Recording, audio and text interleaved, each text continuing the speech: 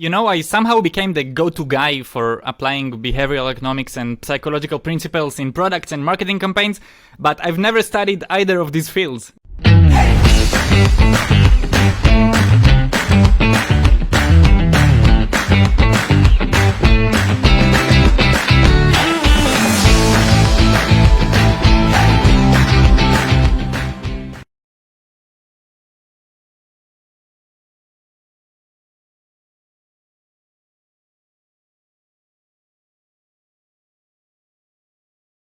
Tom Orbach, thank you so much for joining me on 20 Minute Leaders. I'm honored to have you here. Hi, I'm excited.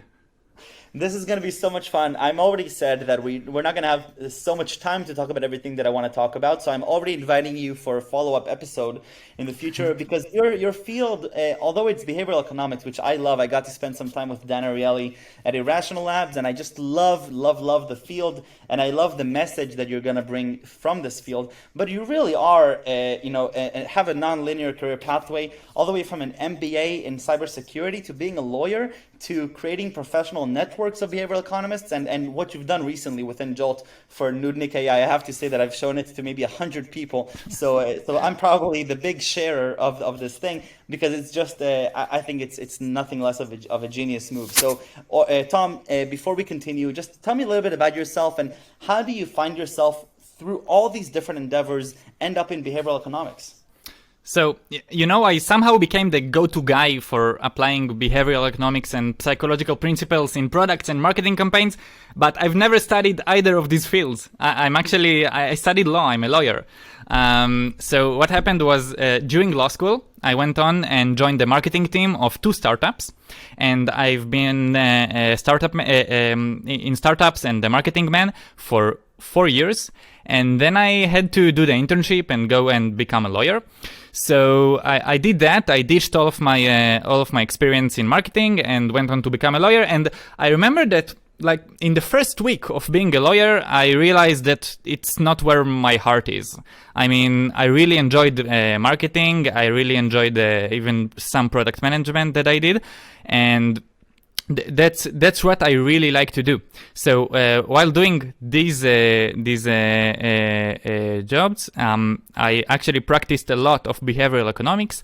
I did a lot of campaigns that apply these principles, and I learned it by doing. And then, when I was a lawyer, I said that, okay, if I did so far, if I studied 4 years and then I did the internship, so at least let's try. Let's be a lawyer for at least some time. So what I did, during being a lawyer, I studied every free minute I had in the evenings, on weekends. I studied and I learned and I researched and I did all of that in the field of behavioral economics. And then I went on and did an MBA in cybersecurity. I don't know why. Yeah, it just felt right. After I finished that, I said, okay, enough is enough. Now let's go back to marketing. So before I did that, actually, while I was a lawyer, I established a community for product managers and marketing managers. And that way I could build my network and meet a lot of people in the industry, executives mainly. And the community is exactly about behavioral economics because I studied a lot and I had a lot of insights that I felt I need to share with the world. So I did it within the community, and that way people got to know me, and that way I got into Jolt, into marketing, because the CEO of Jolt actually saw one of my guides, one of my video guides, and contacted me and invited me to work with Jolt. And amazing. That's why I'm here. Sounds like a true marketer. No, Roy Deutsch is a fantastic, he's a great friend, and Nadav is also a great friend. And I think in general, besides what you do specifically, but Jolt is an incredible company, and I just love the way that you approach problems, you approach ideas, and help people on their professional career path. But Tom, before we even talk about behavioral economics and psychology and what you do and don't need to know, tell me about Nudnik, because that's how I got to know you. And I just had a huge smile on my face as I was going through the process. Tell me how that came about. How did you execute on it? What did you hope to gain? And what ended up actually happening? So, fun fact that no one else knows. I mean, only you are going to know it, and all of our viewers. The reason I established Nudnik was to try some things about behavioral economics. I read a few, I read a few insights and research, and I wanted to see what happens if I apply and if people comply. So I said, okay, I will create a fake website. I will declare myself as a fake CEO of this company and of this fake company, and then I'm going to see with analytics exactly where people go inside the website. What do they do with heat maps and everything else. So people went with the flow exactly just like I wanted. I mean, there's a customer journey that I expected within the website, and it was like straightforward with the analytics, like almost 100,000 unique visitors to the website. Wow. And it was great. So basically, sorry, I didn't explain what Nudnik is. Nudnik is actually it's a stunt. It's just a way to promote recruitment for Jolt. So you it's a gave fake. it away. It took me a whole customer journey to discover that. But really, you go to the website, immediately you see an alarm clock, right? And it's a solution that all of us really wish we had. Yeah. So the problem is that people hate waking up in the mornings because they don't have the right reason to do it. So before the right reason, I tell people, okay, well, use Nudnik, because Nudnik is an advanced AI that can wake you up without an alarm. So people, let's join this. And then they see that actually to wake up without an alarm or with a smile on their face, they can actually join Jolt and work for Jolt, which is a great place to work at. I love that. So you build the customer journey. You have some of those behavioral economics insights. You build Nudnik. Are you surprised at all by the virality that it took? I mean, getting to 100,000 unique visitors, almost every startup wishes they had that ability, and you pretty much managed to do it seamlessly. So were you surprised by the results of that? Not really surprised, because that's the job of a growth marketing manager, to engineer growth and organic views and awareness to the brand and other metrics without a budget or with a really small budget. So that kind of campaigns are just part of the daily job. Right.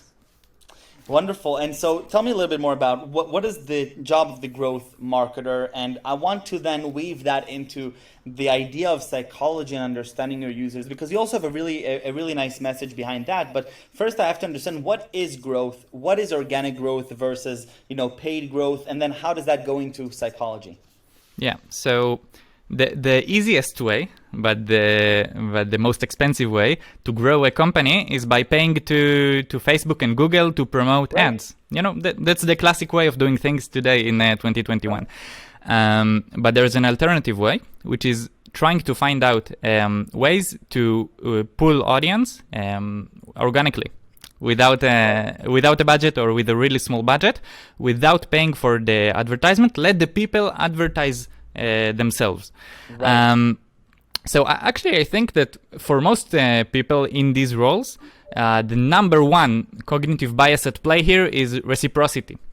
Because people in growth marketing really try to produce content marketing and to do great stuff that come from the company. And when people see these great articles and blog posts and videos, they just want to pay the company back and become customers. Right. So reciprocity and content marketing are tied together, and it's actually one of the key things you do in growth marketing. So you really are like an artist, right? I mean, you sit there and you're literally creating these ideas that are innovative by nature, because things that have proven to have, I'm assuming, by the way, that things that have proven to work on one day, then the next day somebody will find a way to monetize it and make it just a paid marketing idea, right? Yeah, exactly. We can actually try to predict what will work and what not, but mostly you have to do something that had never done before, and that's the true magic. Exactly. So you wake up, you go to Jolt, you sit down in the morning. How do you go through that process? Because you have like an empty canvas, and you have to go and innovate on a daily basis to achieve that new idea that nobody else has thought of. Exactly. And I think the number one mistake that growth marketers can do is putting all of their eggs in one basket. I mean, you should try as many initiatives as possible, and only one will work naturally. But that's what you should do.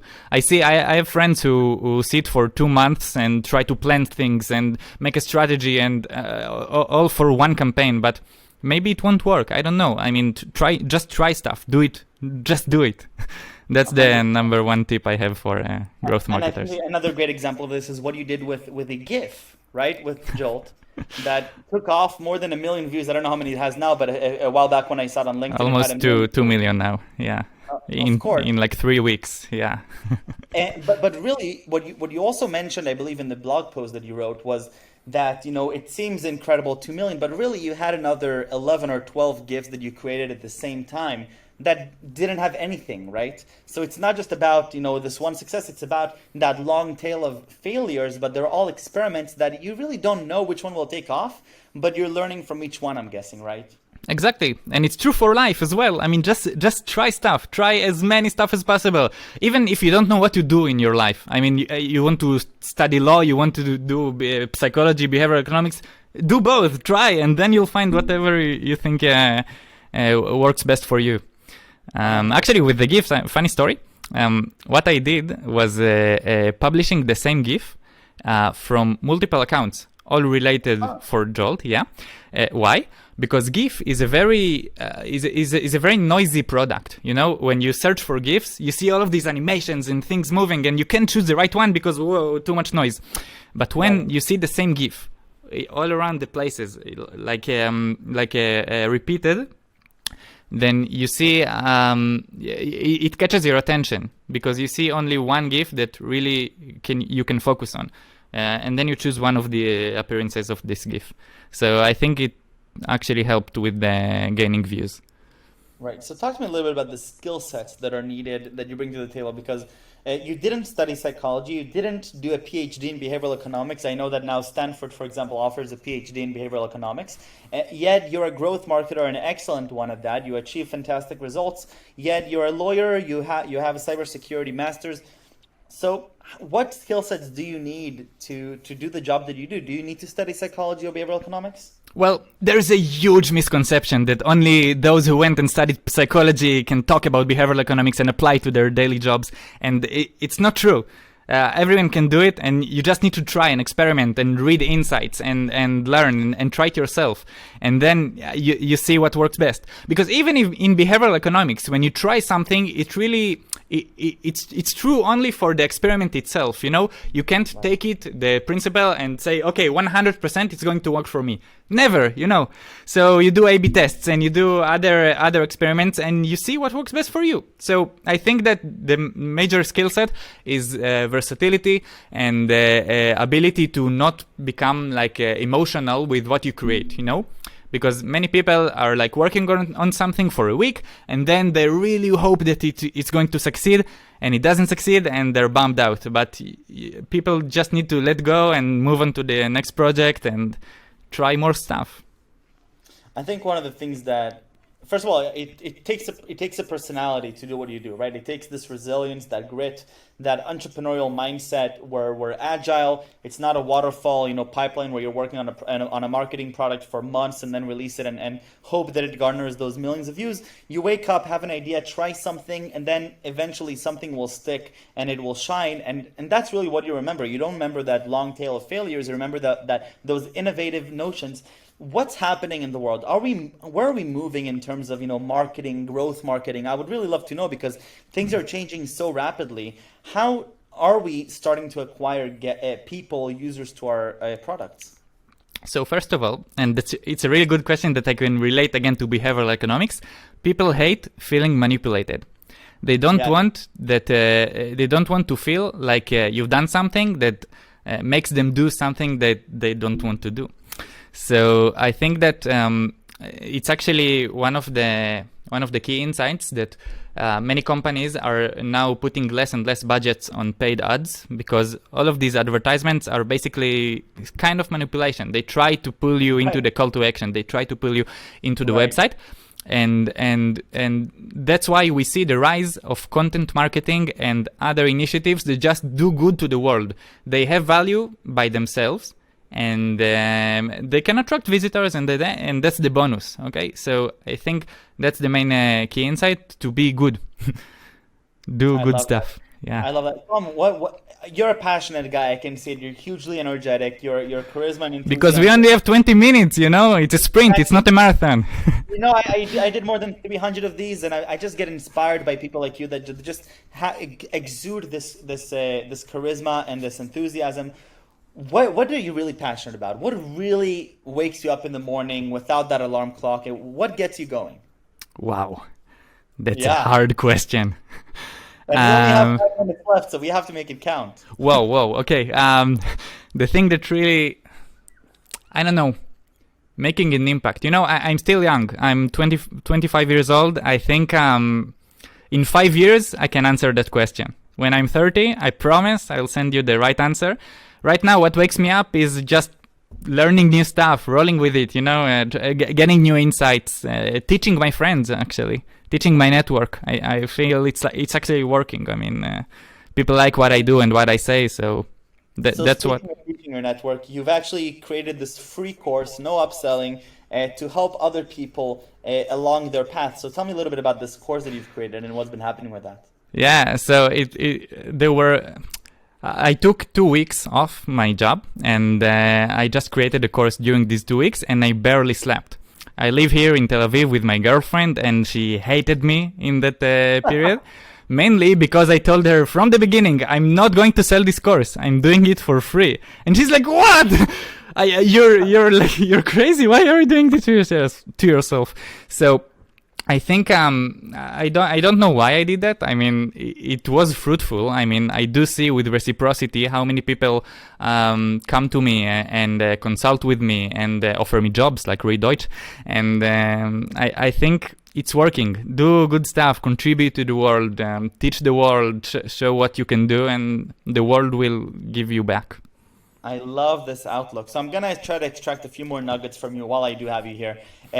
Looking at, a wealth of consumer products and brands and this whole notion of reciprocity and trust that you're building, what are some things that, as a young entrepreneur and other young entrepreneurs, what should we keep in mind as we go on to build our next product from the get-go? Because I think, and correct me if I'm wrong, but I think that what you're talking about is a bigger cultural idea that when we build things, we should strive to do them with reciprocity, with trust, with an honest and authentic connection to the users, and not just try to buy our way into them. So what are some things to keep in mind for a young entrepreneur? So I think that when you build a product, you should first think about when the customer will stop using the product. You should provide exit points. You should tell the user, okay, I don't want to get you hooked. I don't want you to sit for 2 hours using the app or the product. You should decide for the user, or at least suggest the user, now it's your time to stop. So providing even TikTok does that, actually. When you scroll for when you scroll for too long, there's a pop-up message, an in-window pop-up message that tells you maybe it's time to stop for today. And it's actually good, not only for the health of the customers, but also for a sense of completion. People love finishing stuff. Wow. And so when they see, okay, now it's time to stop, and even the app suggested it, they're happy in any way. So I think that when you build a product, the first step is actually to think when is the customer going to stop using the product, and build that at first. And I have probably a good guess that most people, they see that pop up, they continue to scroll nevertheless, because who are they to tell me to stop? But they still have that completion feeling, and they have the trust that they say, okay, wow, I love TikTok even more, and therefore I'm actually going to continue scrolling. So it's a win-win situation for everybody. I think so too. You know the peak end rule? What is that? It's a very basic rule that says that when you experience something, you will remember the peak and the end of that experience. So either way, when you continue using TikTok after that pop-up message, that's a peak. You were so happy that the app takes care of you, and it was the pop-up was probably during or after a very good TikTok you've seen. So that's a peak. And it could have been an end also, a happy end, because you're happy that the app take care of you. So yeah. I love that. Tom, I want to thank you for being so generous with your time. Thank you for joining me here. I know how busy you are, and I can't wait to continue following your journey and seeing the incredible innovations that you bring. And I'm growing to love growth marketing more and more, because it's such an innovative field that is just inspiring for me to see all these different initiatives that you have. So thank you for that.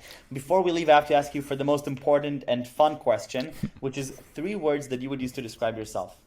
Energetic, fast-moving, and a generalist. I'm not trying to be an expert in any one field. I want to be as much in much fields as possible. Tom, thank you very much. Toda rabba, and stay safe and stay healthy.